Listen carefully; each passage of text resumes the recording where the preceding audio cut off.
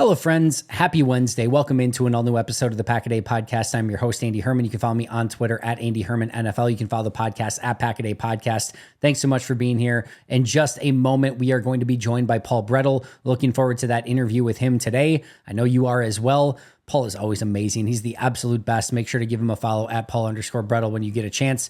Of course, make sure to like, subscribe, comment, give those 5-star reviews. We always appreciate that a ton as well.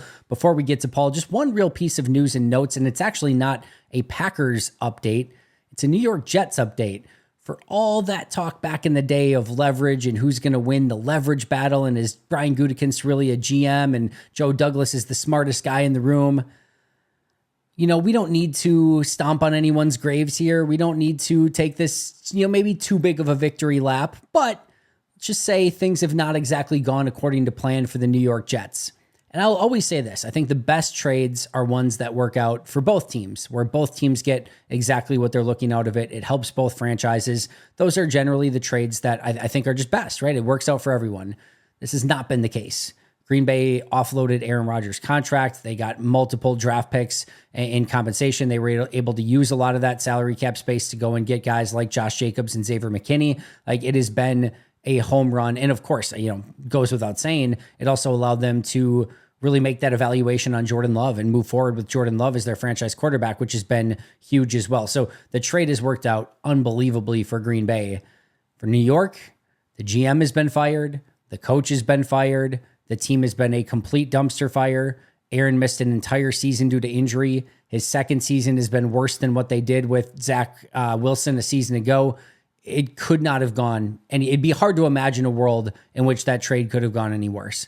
For all of the celebrating and all of the Aaron Rodgers is a New York Jet and he's going to be the savior of the franchise and they've got this Hall of Fame quarterback, it has been anything but. And reports out of New York today are that Woody Johnson wanted to bench Aaron Rodgers early in the season, and it has just been a complete failure. They've doubled down on it. They've again fired Robert Saleh, tried to go to a different coach. They've brought in Devontae Adams. Nothing has worked. It's been a dumpster fire. So Joe Douglas, the latest in the New York Jets drama, he is out, and there's nothing left. It's just ashes in New York at this point. And it may go on the remainder of the season. There's no playoff hopes or anything there. Everyone knows in New York it's just going to be a complete teardown in the offseason. Where Aaron Rodgers goes from here will only remain to be seen. You have to imagine with Woody Johnson already wanting him benched earlier this year, Aaron's not going to be in New York next year. Where that leaves him again will only remain to be seen. And I made the case for the Minnesota Vikings. It's an interesting one. We don't need to necessarily go into that today. I don't really think that that's going to happen. All right, let's just go into it really quick. I don't really think that's going to happen, but if there is a case to be made for it, right? Sam Darnold is probably going to want a long-term deal. Probably doesn't happen in Minnesota because they just drafted the long-term quarterback in J.J. McCarthy. He's probably going to be the starter at some point in time, but he is inheriting a team that's really good right now, and he's coming off a major injury. Just have an injection done on that knee recently. And he may not be, I'm not saying fully healthy. I'm saying more fully ready to take on that team next year. But Darnold's going to want a long-term deal. They are not going to want to do that because they have McCarthy in the waiting. They may just need a 1-year stopgap quarterback and connect the dots. Do I see it actually happening? Probably not, right? But there is a world there that maybe there's that small crease, that small gap. It's sort of hard to pinpoint where Aaron could play next year. I would say a 1% chance. Not impossible, but probably not super likely either. All right, we talked about team building, right? And we know that the Jets have gone about team building the wrong way. Green Bay has always done a great job of team building. And guess what? A great team is all about trust. And if you're injured and need help, you can trust the team at Habish, and Rotier, advocating for Wisconsin's injured for over 90 years. And they've built a national reputation with cases that they've handled influencing new laws and legal standards while maintaining compassionate hometown service to ensure you feel heard. My favorite part, when you call Habish, you're going to be talking to a lawyer directly. It's easy. Their number is 800-242-2874, or even easier, 800-2HABISH. That's 800-2HABISH. Of course, you can also visit their website at habish.com. Habish, and Rotier, national reputation, hometown service. And now, here's our interview with Paul Bretl. I'm joined now by the great Paul Bretl. You can find him on ESPN Lacrosse. Of course, you can find him on Twitter at Paul_Bretl. Paul, it is great to be back chatting Packers with you, going over an interesting Packers-Bears game, looking ahead to Packers-49ers, and of course, all the minutia in between that's going on in Green Bay. But first of all, how are you doing, my friend? I'm excellent. Happy to be back talking Packers as always, Andy. And yes, interesting is a great way to describe what we watched on Sunday. I've said all week. I've said this a couple of times. It's a fun Rorschach test to see how everyone sort of felt about that game, because there seems to be a degree of difference with just about everyone. So I will start with that. There, we'll put up the black and white ink blot that was Packers Bears, with maybe like a hand reaching up towards a field goal block. But your key takeaways from that game? I mean, the big one for me is just, again, taking a step back, we look at the difference in this Packers team between being 7-3 versus 6-4. I mean, one game difference in the win-loss column, but goodness, is it massive. If they're 6-4, there's three teams right now at 5-5. I think they're all in the NFC West chasing Green Bay. So you only have a game lead in that regard. You're now 0-3 in the NFC North if you lose that game. You're now 2-4 in the NFC if you lose that game when it comes to potential playoff tiebreakers down the road. Like, getting that win and then looking ahead even to the upcoming schedule. San Francisco, Miami's playing better football. The Detroit Lions, you obviously still have a matchup on the road against the Minnesota Vikings. Like, that was a huge win for this Packers team. And again, getting there, very, very interesting in how they did. For me, one of the big realizations afterwards, because as I'm watching the game, the offensive side of the ball, it just didn't feel right. Felt a little off, a little disjointed. But you go back, you rewatch the game, you look at the numbers, and excluding the kneel down before halftime, Packers had only 6 offensive possessions. They went to the red zone 5 times. Yep. They averaged 8.5 yards per play. And for some context, I think the Ravens lead the NFL on the season in that category at 7 yards per play. So they were finding success. It was just, again, we kind of go back to the situational football, the struggles on third down, obviously the issues in the red zone. And it wasn't just that they went 2 for 4 in the red zone, because as we all know, red zone success is, did you score a touchdown or not? A field goal still counts as a missed opportunity. The 2 visits where they didn't score a touchdown, they didn't even leave with points. So they left at least 6 points off the scoreboard, just by not, one, having the field goal opportunity off the interception and then going for it on 4th down. So again, they have to be better in those areas. And it's a credit to the Bears as well. We knew coming into this game, this is might have been the best red zone defense in football, one of the best third down defenses in football. And they played that way. They made things difficult for the Packers. But that was one of my kind of the big surprises. As you take a step back, you reevaluate, you go, all right, there was a decent amount of good from the offense in this game. Is just washed away because in those gotta have it key situations, they a lot of times didn't come through. And it just shows the importance of red zone offense, because you can have this stellar performance in between the 20s all day long, and if you don't pay it off with touchdowns, you're left wanting for more. I mean, not to bring up the ultimate in like worst situations, but that Seattle Seahawks 2014 NFC Championship game, like there was opportunities early in that game to convert those drives into touchdowns. They didn't do it. And more often than not, those things will haunt you. Thankfully, in this one, it did not. They were able to come away with a win for a variety of different reasons, mostly due to a huge special teams play at the end. I just want to go back to what you were mentioning, though, between the difference between 7-3 and 6-4. I think it's fair to get caught up in the minutia and in the details and go over what went well, what went poorly, and how Green Bay can be better moving forward and the things that they need to clean up and things like that. But at the end of the day, picking up wins like this, massively, massively important when, your ultimate goal is to get in the dance and hopefully be playing your best at that point in time. They don't need to necessarily be playing their best football right now. In fact, we don't want them playing their best football right now. We want that later. So picking up those wins in the meantime, super important. And you look at that schedule, as you were mentioning, the remainder of the season, I can make an argument, Paul, that every single game on the schedule looks harder now after this past week than it did even a week ago. Yes, the 49ers lost, but it almost feels like they're going to be a little bit more desperate coming into this game, where like they have to have a win. They can't go to 5-6. They're going to be in no man's land if so. So they're going to be massively hungry and desperate in that game. As you mentioned, Miami looks better as of late. That looks tough. We know Detroit's going to be brutal. Seattle just beat San Francisco. So like that is going to be a very tough game, and certainly looks harder after this past week. Freaking New Orleans with Rizzi at head coach looks a mile different than what anything out of Dennis Allen. And they've, I think, won a couple in a row, or at least 2 of 3. I forget which one it is, but they've looked better. At Minnesota still looks insanely tough. And we just saw Chicago give Green Bay everything that they could handle in that game in Chicago. So what maybe on paper immediately looked like, yep, that's just going to be like, no, like they're going to be even more ticked off that they lost this last game. And even if Chicago has, in all likelihood, nothing to play for in that game, they're going to be playing so that a Chicago Bear on that roster gets their first win against the Green Bay Packers, because nobody on that roster has a win against the Packers as a member of the Chicago Bears. And they're going to be sick of hearing about 11 straight games. So like they're going to be wanting that game no matter what. So I would argue every game on that schedule looks harder after this week. Yeah, you look at obviously what the expectations are for this Packers team this season. You see they're 7-3. Obviously the playoffs, you expect them to be there, but they're still, it's even at 7-3, just because one, how good the NFC North is, the NFC as a whole, they're only 2 games ahead of being out of the playoffs at this time. Like they have, even as good as they've looked at times, even as with what their record is, there isn't a ton of wiggle room for them. And as you mentioned, the upcoming schedule, like games on Sunday against the Bears, where those are games you have to take advantage of because of what's lying ahead. And again, there's just not a lot of room. The margin for error right now is really, really small, just given the strength of the schedule, the strength of the NFC North, all those different factors.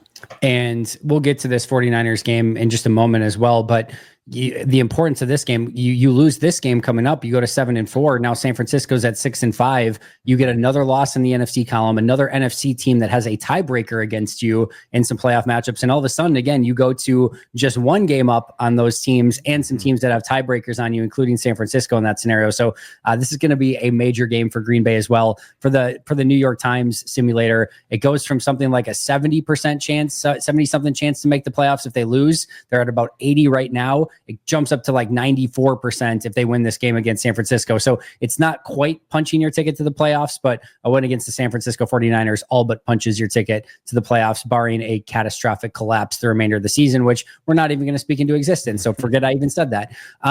One of the things that obviously did come up huge this week were the special teams, the we-fence, if you will, from Rich Bisaccia. Paul, you and I have just asked for competence from the special teams for, 70 years. And finally, they not only showed competence, but they showed, hey, you guys aren't having your best game. We can actually pick you up in this one. And the huge punt return by Jaden Reed at the end, of course, the blocked kick, a beautiful punt by Daniel Whalen, once again, who's having a phenomenal season. This is the first time in a while I felt like, hey, this team won this game in large part and kind of because at the end of the special teams. Yeah, absolutely. And just one of the absolute things I love about the game of football is some of that information we learn afterwards about everything within the preparation of the week that leads up to this one play, which obviously in this game was everything for the Packers. Yeah. And we learned a similar example of this was the game, Jacksonville game, where Malik Willis took over in the second half, and then that big pass to Reed, just everything beforehand. After the game, Matt LaFleur says that on Saturday night, Rich Bisaccia is telling the team, like, I'm not going to understand it if we do not get a blocked extra point or a blocked field goal in this game. In the film work, they saw the Bears' interior field goal blocking unit was susceptible. They've seen past opponents have success at generating push. And then another factor is Bears kicker Cairo Santos. He has a lower trajectory, I think, than most kickers on his field goal attempts. So you add all that together, and Rich Bisaccia saw an opportunity for this team to get a block in this game. And I guess more than an opportunity, almost expected it to a degree. And Kenny Clark had said that this wasn't just a conversation that popped up on Saturday night before the game. Like, they were talking about it throughout the week that Brooks or TJ Slayton, the other interior defender, were going to have an opportunity to get their hand on a ball. So again, I just love that aspect of it where you get just a slight peek behind the curtain of everything that went into the week, and then seeing it come to life, make that impact play in that key moment, just spectacular. And like I said, for me, that's just one of the beautiful aspects of football, because whether something good happens, whether something bad happens, this is such an incredibly nuanced game. There's so many factors that go into making a play successful, or one thing that can go wrong out of many that leads to a play not working. And I thought this was just a terrific example of all of that work that goes into the week leading up to this one crucial pivotal moment. And credit to the Packers, credit to Carl Brooks, came through when they had to. All right. Permission to be ridiculous for a moment. Let it rip. All right. You know how always I don't know if you've ever seen these like conversations in hockey where like, could you put like a sumo wrestler in the hockey net and would like he be wide enough to be like, could it just stop everything? Well, they did like a sports science thing and like figured out, no, it actually doesn't work, which I'm still skeptical of, but no, like it doesn't work.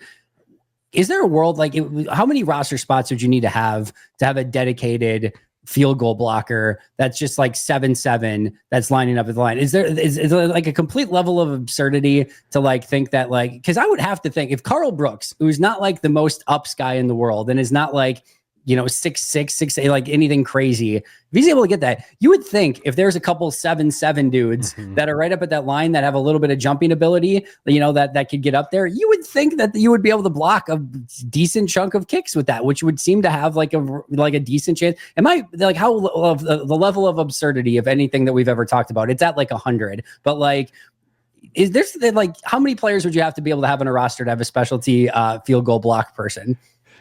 I don't think that many more, right? Maybe just a couple, 2, 3 more to have that. You would think, right? Have that advantage, but on paper, the logic makes sense. I don't know. It's the most ridiculous thing ever. But I would love to know, like I can't ask that question in like a press conference to Rich Bisaccia. I probably could, but like I wouldn't.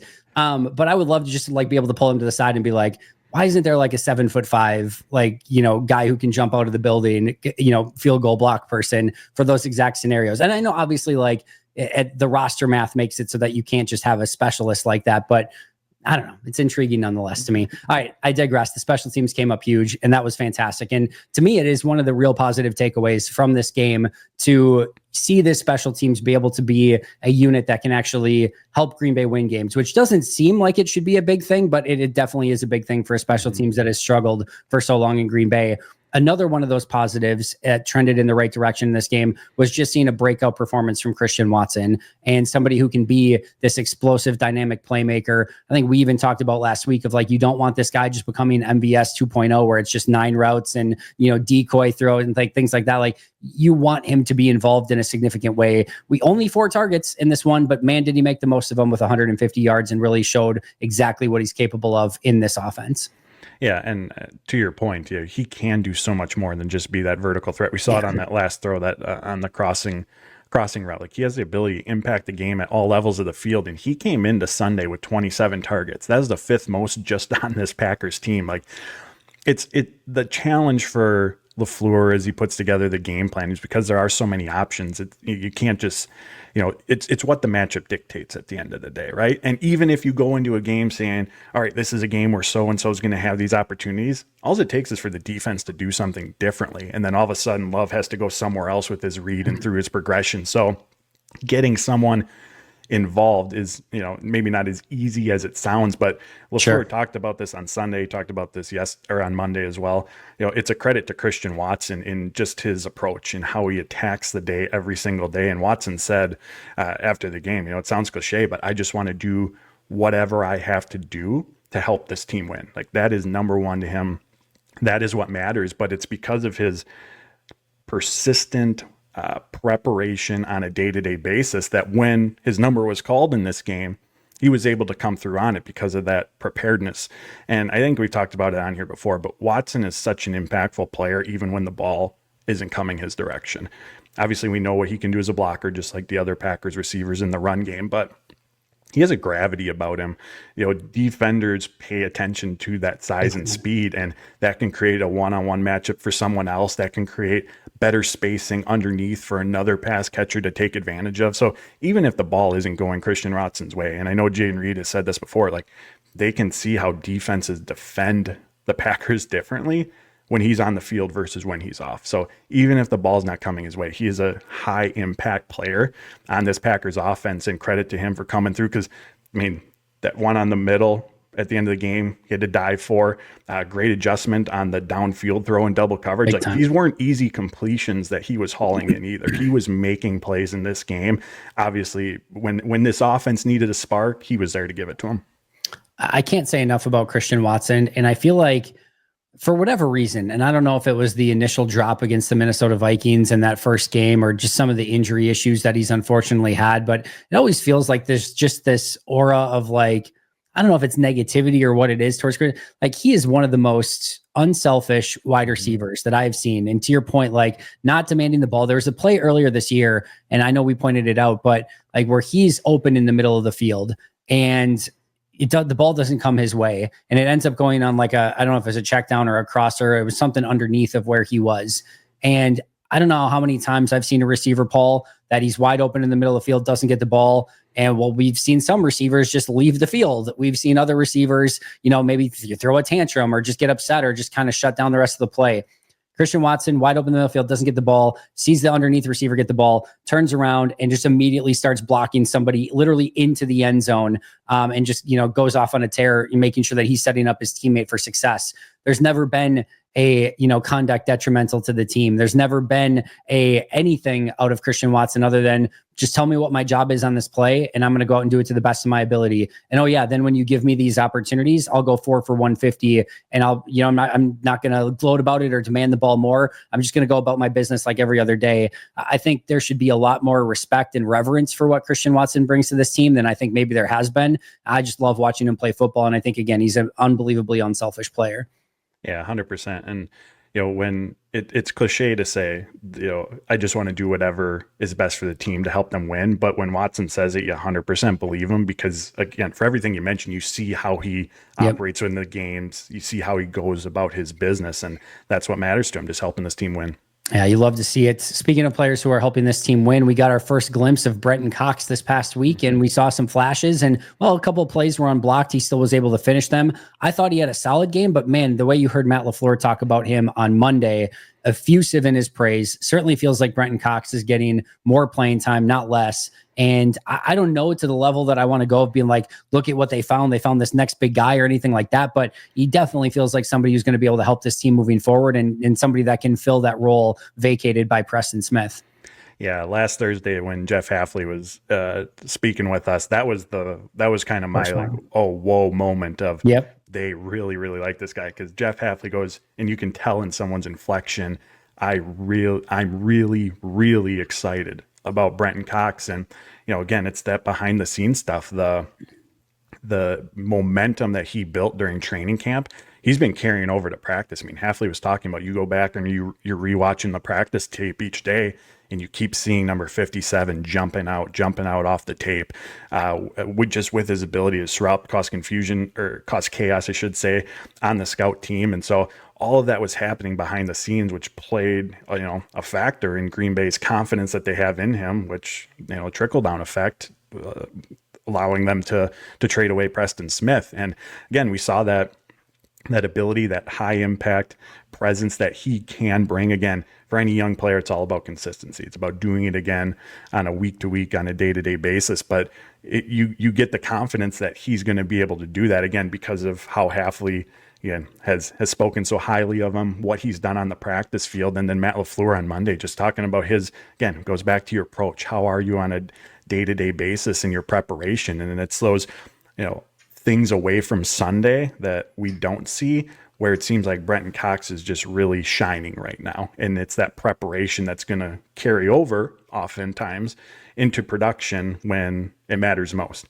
And he came out of college. I mean, he was a 5-star recruit. Yep. He was productive as a pass rusher in the SEC. Like, the talent was always there for him. But like any young player, it's, refining the skill sets. For a pass rusher, it's, all right, what's your secondary move when you can't just run through or around everyone? And I think I mentioned this last week, but I'm going to say it again because it just sticks out in my mind so much from training camp is the violent hands, the power, the pop. I mean, that one rep again, I think it was Caleb Jones, Kadeem Telford. You could just hear the pop as he hits the pads echoing through Ray Nitschke Field on that practice field. Like, he has the ability to get after the quarterback, and with a refined skill set honing in on that, I think the potential is absolutely there. And you can hear it when the LaFleur and Hafley are talking about him. And I think LaFleur even said there's going to be more opportunities to come for him. Yeah, and you would think so, just even based off of this last game, and certainly based on what both Hafley and LaFleur have been saying. Paul, I know you remember, and you were kind of mentioning it here too.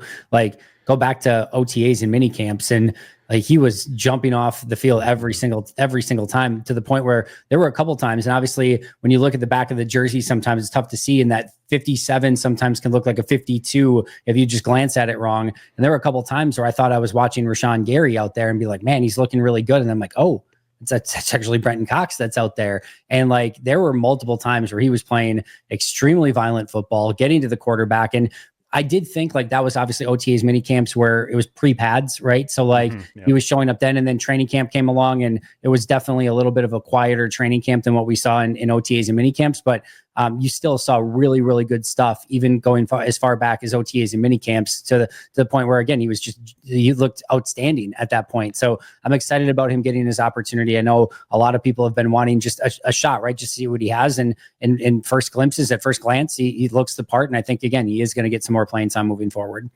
Yeah, and like you said, that tackle for loss that he had, he got through the backfield before the blocker could come across, went untouched to the quarterback. And again, there's a lot more difficult plays that he's going to have to make, but can you make the easy ones? Can you make the ones that are in front of you? And he took advantage of that. That's all you can ask him to do.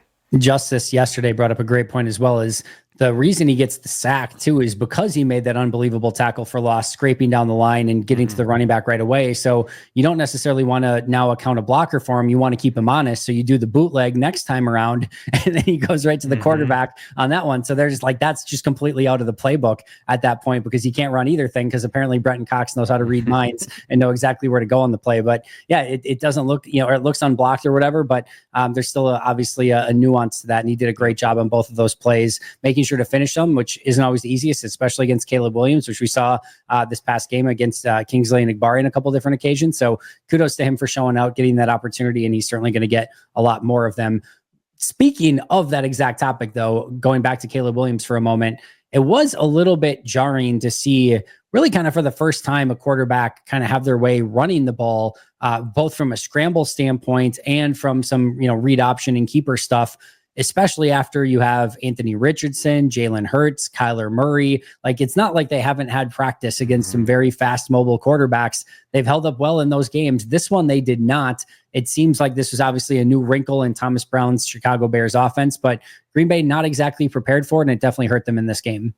Yeah, I mean, switching to the new coordinator this week, and Hafley talked about this, not as if there's going to be this entirely new playbook that's implemented, but what the Packers had to be mindful of is, were there parts of the playbook that maybe Shane Waldron wasn't utilizing, or what does Thomas Brown do in certain situations? In second and short, third and short, he might dial up a different play than what Waldron would. And it's in those tendencies, parts of the playbook, where the differences were going to come.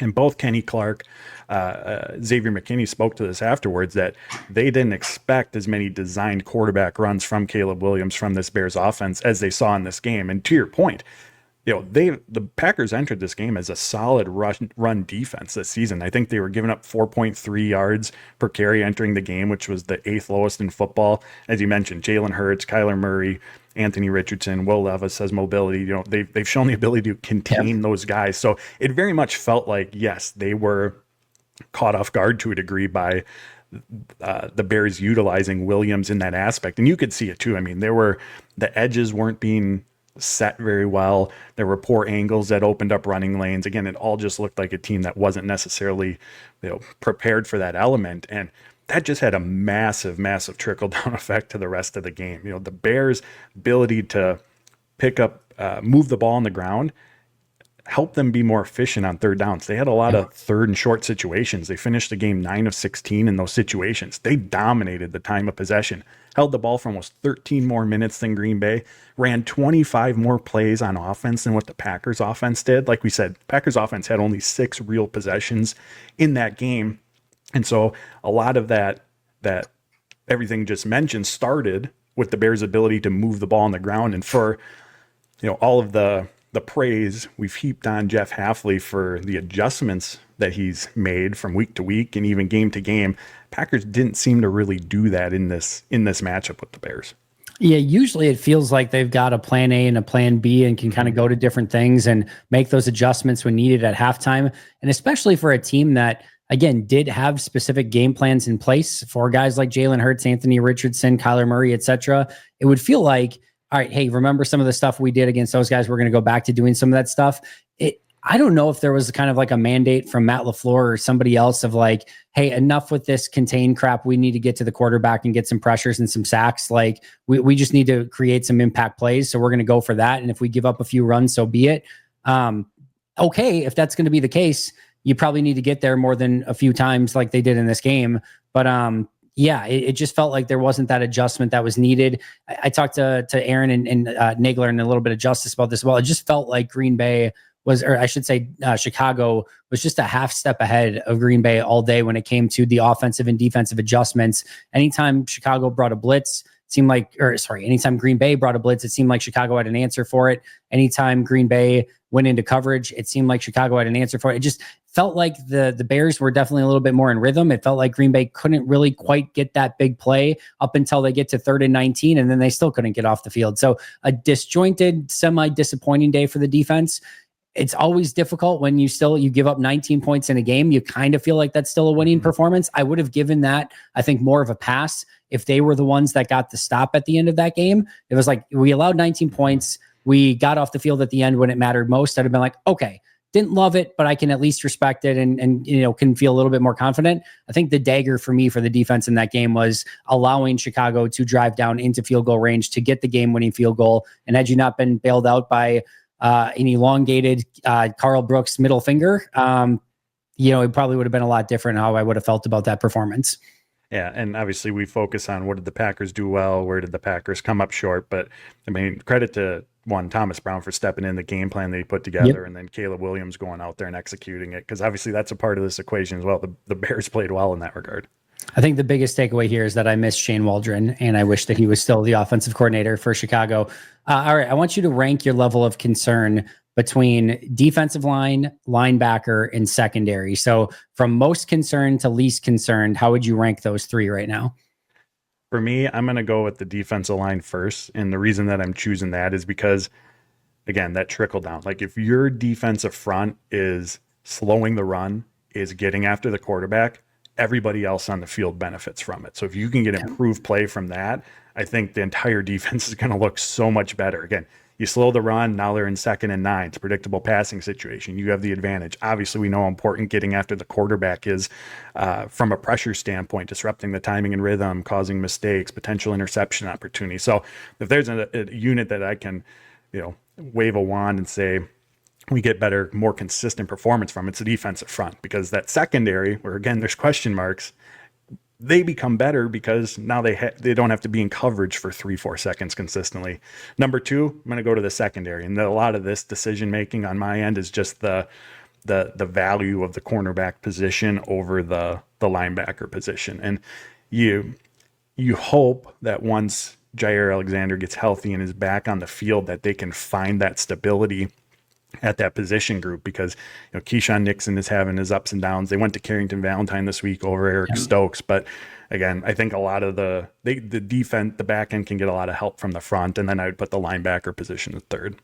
Interesting. I would probably go defensive line, linebacker, and then defensive backfield. I'm a little bit more of like, first of all, like once you get Jair Alexander back, I think if that just sort of solidifies itself, I actually feel fairly comfortable, especially if Carrington Valentine maybe can get a little bit more time at the corner. I think just, again, Carrington moving ahead of Eric Stokes at minimum is going to be, I think, a big step for this defense. I trust Evan Williams and Xavier McKinney a ton on the back end, Jair on that one corner spot. And then to me, like maybe you platoon Keyshawn Nixon and Javon Bullard in the slot and maybe get Carrington more on the outside, or again, even if it's Carrington and Keyshawn Nixon splitting on the outside with maybe, Javon Bullard in the slot. I think they have enough playmakers there. I think they have enough players there. I think it just needs to gel. And to your point from earlier, if all of a sudden the defensive line starts getting more pressure, that secondary inherently is going to start looking a whole heck of a lot better. I actually think they've done a pretty good job of holding up, all things considered, considering this isn't a defense that's been able to generate a ton of pressure. So I'd probably put them last. Defensive line definitely first for me too. And then just linebacker, it just never quite feels consistent enough for me in any real way. Obviously, Quay really struggled in this game. Edgerrin Cooper had a couple bad angles and a couple bad plays that have been mostly uncharacteristic of him. I feel like for the most part, he's done a really nice job. I think everyone else is okay. Just always kind of leaves me wanting just a little bit more. And sometimes just that sour taste in my mouth, especially from Quay, when just doesn't quite live up to expectations. Mm-hmm. Well said. All right, let's go to Packers 49ers. Let's start on the 49ers side of things. They are a very beat up team at the moment. Of course, we know Brandon Ayuk is out for the year. Brock Purdy's a little bit banged up. Looks like Nick Bosa is going to be a major question mark for this week at best. George Kittle missed this past week with an injury. We'll see if he can go this week. I know it seemed like he was fairly close this past week. So that would lend me to believe that there's probably a decent chance that he's going to play this week. But either way, this is definitely I don't think anywhere near quite the same juggernaut 49ers team that we're quite used to. Obviously getting Christian McCaffrey back helps quite a bit, but they are definitely beat up. And again, that technically based on tiebreakers, the fourth place team in the NFC West right now. Yeah, and like you mentioned, I think for many Packer fans out there, there's the previous seasons that kind of weigh on this upcoming matchup in terms of your feelings of it. And again, Kyle Shanahan, there's still talent on that roster. You're never going to count the 49ers out of any game. But I think a lot of this starts with, as you mentioned, finding a way to contain Christian McCaffrey, because again, you get the run game going. There's so much benefit that can provide the rest of the offense. And even if you're shorthanded in the passing game at the receiver position or tight end, when you're operating from those manageable down and distances, puts added stress on the defense, right? The entire playbook's open for the offense. You can run on second and short, you can throw deep, you can check it down, you can utilize play action. You got to be prepared for everything. So finding a way to contain McCaffrey, I think for me is on one of, and again, that not breaking news here, anyone, but I think that's really one of the big factors in this game, especially just given, again, the injuries that the 49ers are navigating coming into this game. Yeah, I think so too. I think containing Christian McCaffrey, making sure that Brock Purdy isn't getting into that rhythm, because when he gets in a rhythm, he's just, it feels like he's in his zone and he's completely unstoppable. So you again, defensive pressure is going to be huge in this game. You do not want him sitting in clean pockets and just sort of picking you apart. Debo Samuel, again, another one where you don't want him to start getting momentum in this game. He'll start running over people consistently if you give him that opportunity. George Kittle's been a pain in the side. So you still have in my opinion, the best left tackle in football, and Trent Williams, patrolling that left tackle side. So there's still a lot of talent here. I think their defense is a little bit more susceptible, especially if Nick Bosa does not play in this game. I think their secondary is okay, but the pass rush is not the same without Bosa. Devondre Campbell's patrolling the middle of that field at times. So there's weaknesses there. I think Green Bay is going to need to do a much better job of putting up points and being more efficient from a red zone standpoint if they want to come out of a win in this game. But I like Green Bay's chances. The first time San Francisco has been an underdog all season long. It's only 2.5 points for Green Bay, but if Green Bay could take care of business here and knock San Francisco down a peg, again, Green Bay goes to about 94% probability to make the playoffs with this win. Yeah, and I think from the Packers' perspective, I think just seeing Jordan Love build off of what he did in Chicago, again, watching the game live, at least for me, felt a little clunky, a little disjointed, but you hear Matt LaFleur talk about Love's performance and going back and watching it, and he's very encouraged by what he saw, and you can see why. There was more of the checkdowns. I think Josh Jacobs was the second leading receiver behind Christian Watson. He was, in this game, and just from a mobility standpoint, Love was a full participant all three practices going into this week, and that hasn't been common for him this season. He's either been out or he's been limited. So there's just the continuity of getting those reps, but then there's the mobility, and not just in his ability to extend plays and run, but LaFleur talked about this, just how he navigates in the pocket to avoid pressure, to just little things like little nuances like that play an important role with the quarterback position. So, and again, even the interception he threw, obviously you can't do that. You got to clean it up, but it wasn't a decision. Matt LaFleur said, I think 2-3 times, that's where the ball was supposed to go. So there's a lot of encouraging aspects from what we saw from Jordan Love in that game. Again, even though it didn't always translate in some of those key moments, as Matt LaFleur said, it's plenty that they have to clean up. But I think overall, and you could tell from LaFleur's, on Monday, just encouraged by Love's performance. And so now, of course, it's all right, take another step forward and another step forward. So like you said, the Packers are peaking at the right time. A lot of week left. We don't even have an injury report for either team yet or anything like that. But how's your gut feeling about Packers 49ers heading into this weekend at this point? It's a great question. I'm going to lean Packers on this one. Just, again, I think the injuries are a big part of it. Obviously, I think being at home is an important factor for them as well. But so right now, that's where my early gut takes me. Yeah, I don't know. Anytime I see San Francisco on the schedule, I think I just have PTSD from recent games. So I'm nervous about this one, to say the least. But I think we're going to see a much better Packers performance than we've seen over these past couple of weeks. I think they're going to come out again, show the efficiency on offense, but hopefully get that red zone offense cleaned up a little bit. I think they're going to be able to put up points on San Fran. I really do. I think this could come down to some key plays. I think it could come down to special teams again, quite frankly. And I don't necessarily mind that as much anymore. I feel like Green Bay's got the field goal kicker, they got the kick returner, they got the punt returner.